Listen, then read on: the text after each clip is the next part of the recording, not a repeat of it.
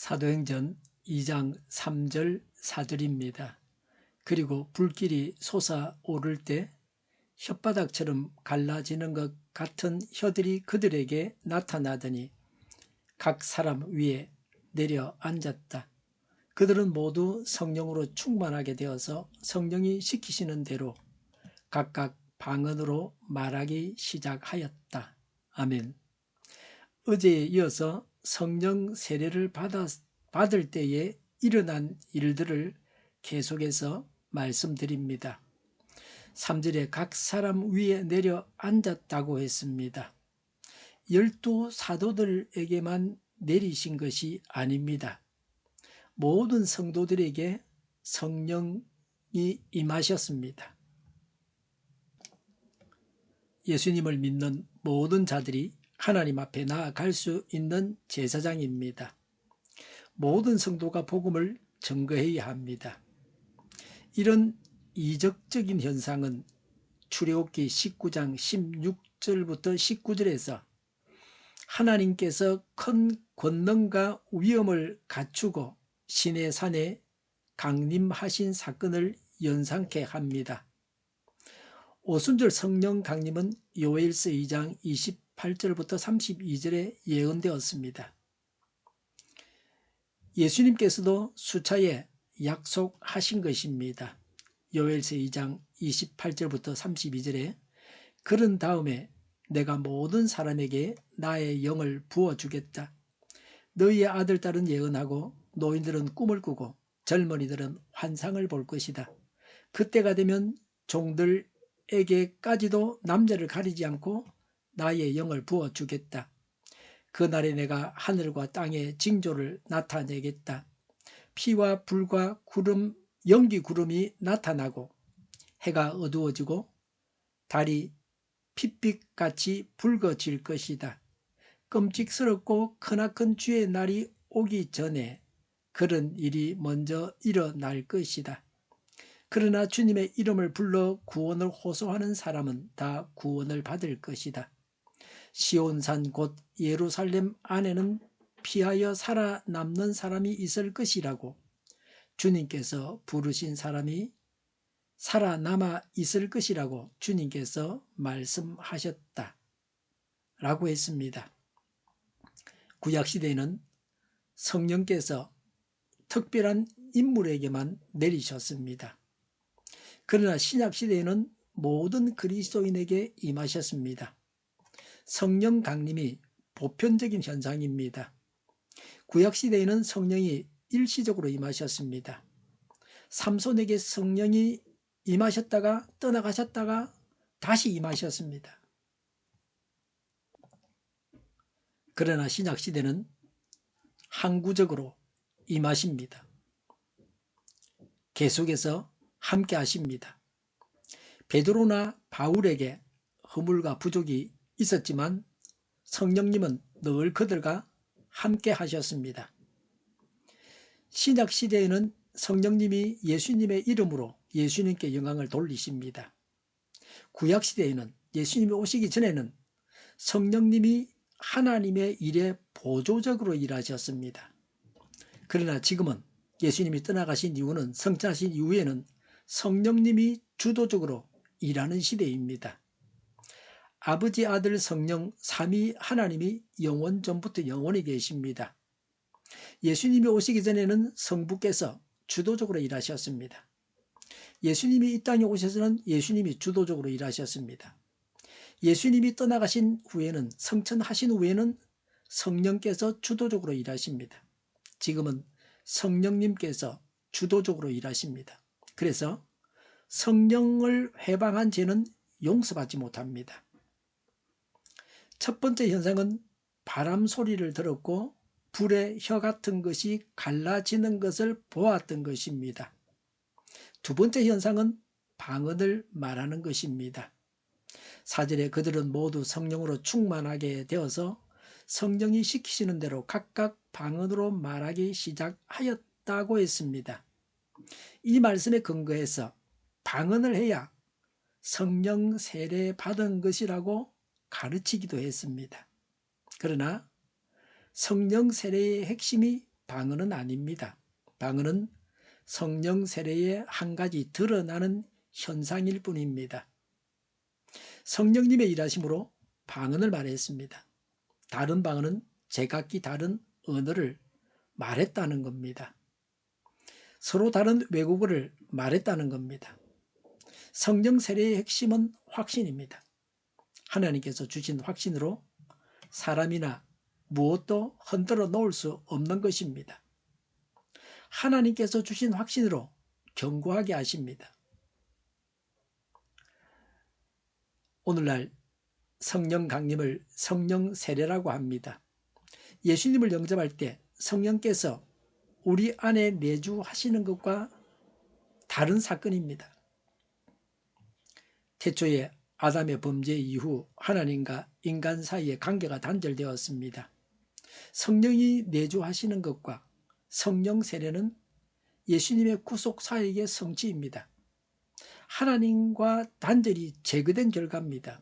동시에 영적으로만 하나님 나라가 도래한 것입니다.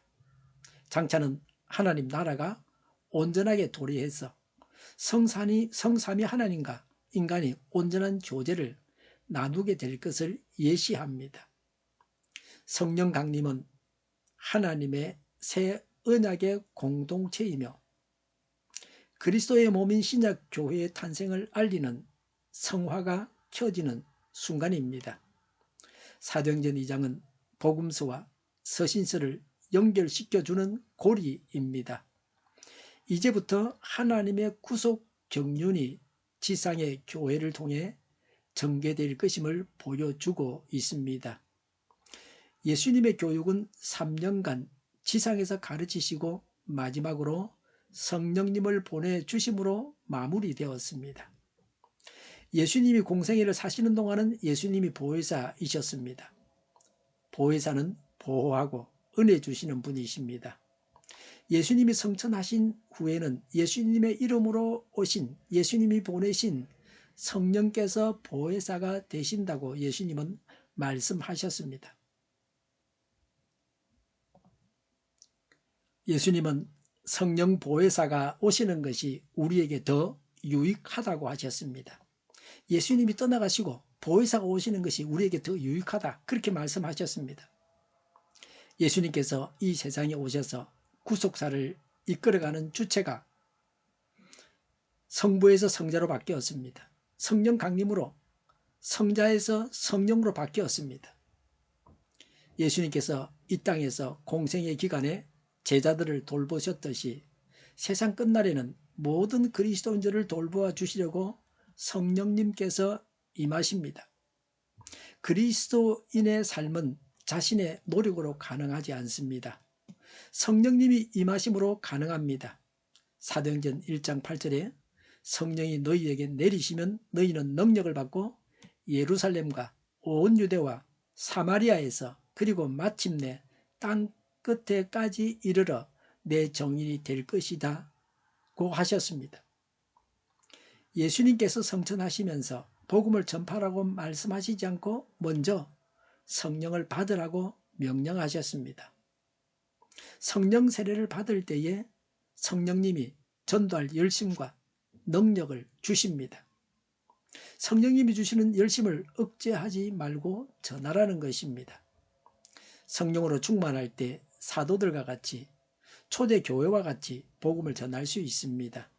사도행전은 복음이 그 당시 세계의 수도였던 로마에까지 전달된 경위를 말씀하고 있습니다.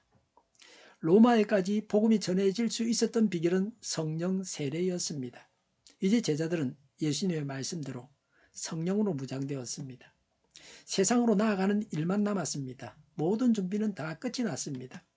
예수님을 알고 믿고 성령 세례를 받아서 하나님의 일꾼이 됩니다. 이제 성령께서 모든 일을 예수님을 전가하는 모든 일을 인도하시게 됩니다. 성령님의 인도를 따라서 예수님을 전하기만 하면 됩니다. 우리도 마찬가지입니다. 사도행전 1장 4절에 우리는 너희는 예루살렘을 떠나지 말고 내게서 들은 아버지의 약속을 기다려라고 하셨습니다. 바로 이렇게 말씀하신 약속이 성취된 것이 성령 강림입니다. 예수님께서 약속하신 바를 이루셨습니다. 하나님의 말씀은 반드시 이루어집니다. 구약 성경은 히브리어로 기록되었습니다. 히브리어는 점을 어떻게 찍느냐에 따라서 뜻이 아주 달라집니다. 히브리어로 기록해뒀는데 파리가 와서 똥을 싸고 가면 뜻이 완전히 달라집니다. 그래서 1.1핵이라고 성경에 표현하고 있습니다. 1.1핵도 틀림없이 예수님은 말씀대로 이루시는 분이십니다. 성경의 약속 중에서 대부분이 이루어졌습니다. 이제 남은 것은 예수님의 재림뿐입니다. 이 약속도 머지않아서 이루어지게 됩니다. 초대교회가 성령 세례를 받았습니다. 그래서 순교하면서 복음을 전거했습니다. 우리도 성령 세례를 받아야 합니다. 그래서 부흥을 경험해야 합니다. 성령 세례를 사모하고 체험하시기 바랍니다. 그래서 나라도 구하고 주변국도 구하는 하나님의 크신 역사를 우리 모두가 보게 될 것입니다. 기도하겠습니다. 성령 세례를 주옵소서. 성령님의 능력으로 말세를 살아가게 하옵소서. 교회가 분열되지 않고 하나가 되게 하여 주시옵소서. 교회가 한 목소리를 내게 하옵소서. 전쟁이 그치고 평화가 오게 하여 주시옵소서. 모두가 그리스도를 믿고 하나님이 주관하시는 나라가 되게 하여 주시옵소서. 거짓 평화에 속지 않게 하여 주시옵소서. 이적 단체들과 적과 통일로 나아가게 하는 자들이 없게 하옵소서. 이 땅에 다시는 전쟁이 일어나지 않게 하옵소서. 적과 통일되지 않게 하옵소서. 자유민주국가로 전쟁이 아닌 평화롭게 통일을 이루게 하옵소서. 성경을 대적하는 자가 없어지게 하여 주시옵소서. 하나님을 대적하는 법과 있어서는 안 될 법을 만들지 않게 하옵소서.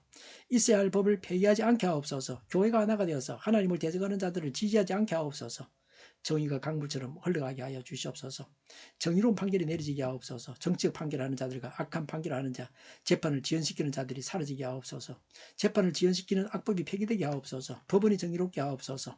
언론이 공정하게 하옵소서. 일하는 자들이 정당한 대우를 받게 하여 주시옵소서. 놀고 먹는 자가 없게 하여 주시옵소서. 일을 만드는 자가 아니고 일을 하는 자가 되게 하옵소서. 파업과 시비가 그치게 하옵소서. 나라를 망하게 하는 모든 규제들이 사라지게 하옵소서. 눈먼 지도자, 악한 지도자, 어리석은 지도자, 자기 배만 불리는 지도자, 나라를 망하게 하는 지도자들이 사라지게 하옵소서. 앞을 보고 선한 것을 분별해서 알고 앞뒤를 제시하고 섬기는 지도자만 있게 하여 주시옵소서. 하나님께서 주신 건세로 섬기는 자가 강해지게 하옵소서. 지도자들과 이 백성들에게 선한 것을 분별하는 지혜를 주옵소서. 나아갈 길을 알게 하시고 취할 것과 버릴 것을 알고 행하여 흥하게 하옵소서. 적절한 때에 고칠 것을 고치게 하옵소서. 업무 방해가 없게 하시고 업무에 충실하게 하옵소서. 쓰레기 더미를 뒤지지 말고 성경에서 보물을 찾게 하옵소서. 기도하는 기쁨, 응답받는 기쁨, 성도들이 모여서 교제하는 기쁨, 말씀이 주는 기쁨, 예배드리는 기쁨을 누리게 하옵소서. 살리는 교회가 만구는 집 하게 하여 주시옵소서. 저희의 간절한 간구에 응답하여 주시옵소서. 예수 이름으로 명하노니 모든 병만은 물러가고 몸의 모든 부분으로 온전하게 될지어다. 신유의 기적을 베푸셔서 지금도 저희의 질병을 고쳐주시옵소서. 병중에 있는 모든 자들을 고치시고 온전케 하여 주시옵소서. 저희와 교회와 이 나라의 민족을 불쌍히 여겨 주시옵소서. 모든 악한 것들이 드러나고 제거되게 하여 주시옵소서. 부정선거 시비가 없는 제도가 온전하게 만들어지게 하옵소서. 하나님께서 기뻐하시는 교회와 나라가 되게 하시며 경제가 나아지고 경상수지와 무역수지와 흑자를 유지하게 하시며 출산율이 올라가고 출산의 기쁨을 누리게 하옵소서. 가공음식들이 건강하게 하라 먹을거리가 되게 하시며 늘 맑은 공기를 마실 수 있게 하여 주시옵소서. 우리 교회 문제들이 해결되게 하옵소서. 어정 갈등의 혼란이 사라지고 모든 것이 모두에게 명확해지고 여리고성이 무너져 내리듯이 갈등이 해결되어서 시급히 전공의와 의대생들이 되돌아와서 병원들이 정상화되게 하여 주시옵소서. 의사들만 부유하지 않게 하옵소서. 산업에 필요한 일꾼들도 넉넉하게 하옵소서. 청이들의 학교 열리고 합계 영광을 누리게 하옵소서. 우리나라와 전 세계가 마약 청정국이 되게 하여 주시옵소서. 국가와 지방정부부처, 안전가가 송사부처, 가계부처, 기업부처, 각종 부처를 다 갚게 하옵소서. 자재공급이 원활하게 하여 주시옵소서. 과일과 채소, 원유 가격이 안정되고 강달러, 고환율을 막아 주시옵소서. 국정혼란이 하루속히 해결되게 하옵소서. 오늘도 차고 넘치는 복된 삶을 살게 하여 주시옵소서. 감사와 찬양을 주님께 돌려드리며 예수님의 이름으로 기도하옵나이다. 아멘.